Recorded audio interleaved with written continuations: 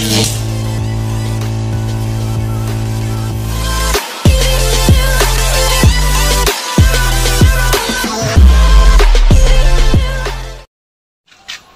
ayun, welcome back sa ating part 2. Ito na ang ating pagbukas ng stainless B.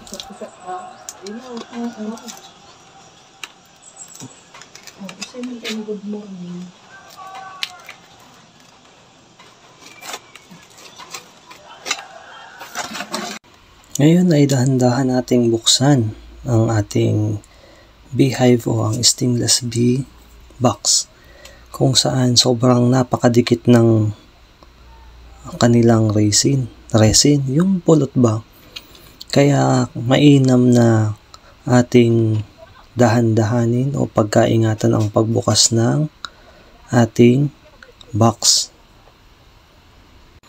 At ayan nga, makikita natin ang iba't ibang produkto na meron ang stainless B.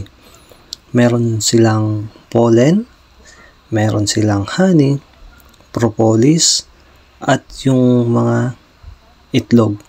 Ngayon naman ay gagamitan natin ito ng experimental na pag-transfer o pag-split gamit ang baon ng niyog, na kung saan kailangan linisin munang mabuti ang baon ng niyog bago ito gamitin. Populated na sila oh.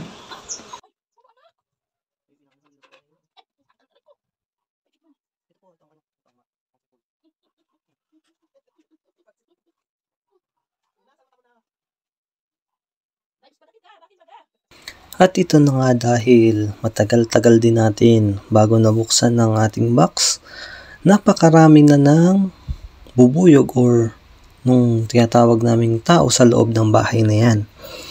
Kaya naman kailangan na natin siyang i-split dahil sobrang overpopulated na nga siya. At ito na nga ay kukuha tayo ng brood na kung saan ito ang mga itlog na magiging bubuyog. Kaya kailangan natin kumuha ng sapat na hati ng brood na ito para ilipat sa ating experimental na Baotek. Ingatang mabuti ang pagkuha ng brood na hindi ito masisira, mapipisa o anumang damage ang magawa natin, sapagkat napaka-importante nito upang magkaroon tayo o para ma-split natin ito.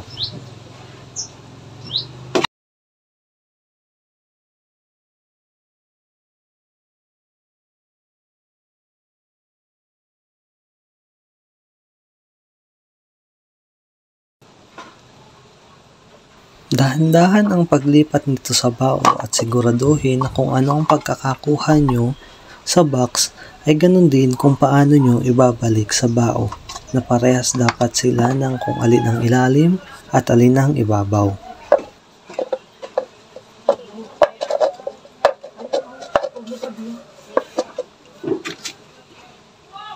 Yung tape po, tas kunting.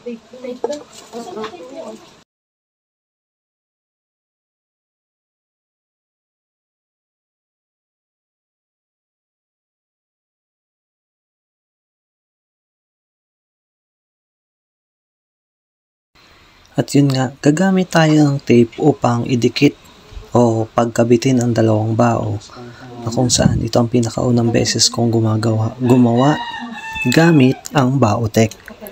Kaya experimental pa lang ito.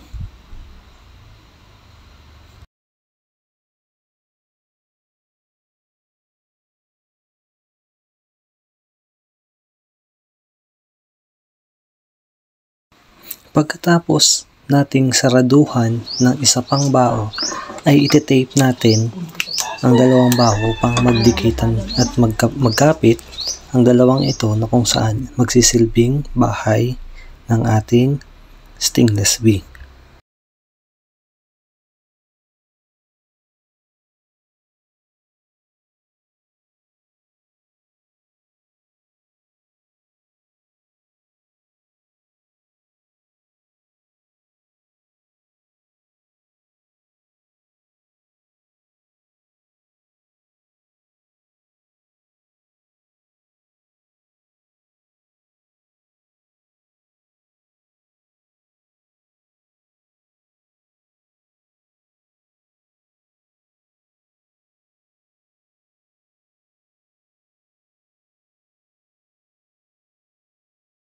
Sa parting ito, inilagyan ko siya ng propolis o ng pasukan dun sa gilid.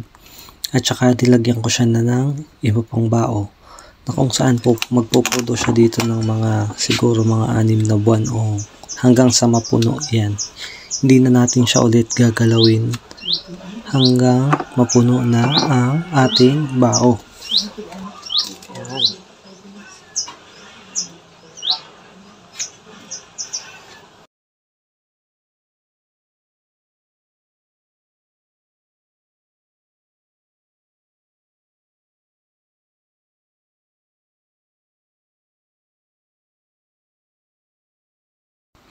Sa pagkakataong ito at natapos na natin ang paglipat o ang pag-split sa bao ng ating stainless B, ay akin na itong inilipat. Hindi ko nga lang naipakita sa inyo kung paano ko siya inilipat, pero subukan kong ipakita sa inyo sa pinakahulihan o sa ikatlong parte ng videong ito kung ano ang kanilang itsura.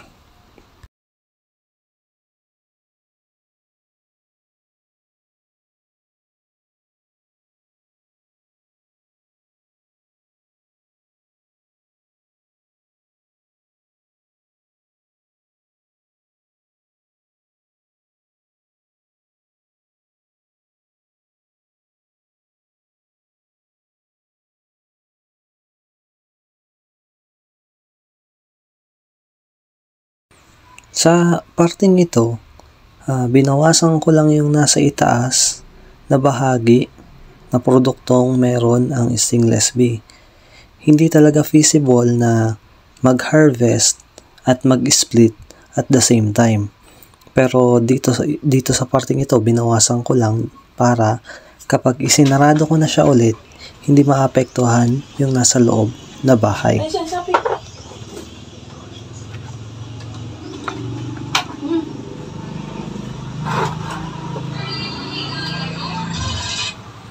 At ito nga, dahil tapos na tayo sa ating pag-split, atin ang isara ang beehive.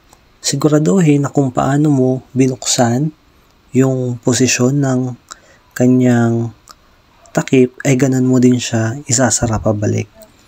At pagkatapos nun na masaraduhan, ibabalik na natin ang ating beehive kung saan natin ito kinuha. Maraming salamat sa panonood. Kita-kita tayo sa part 3.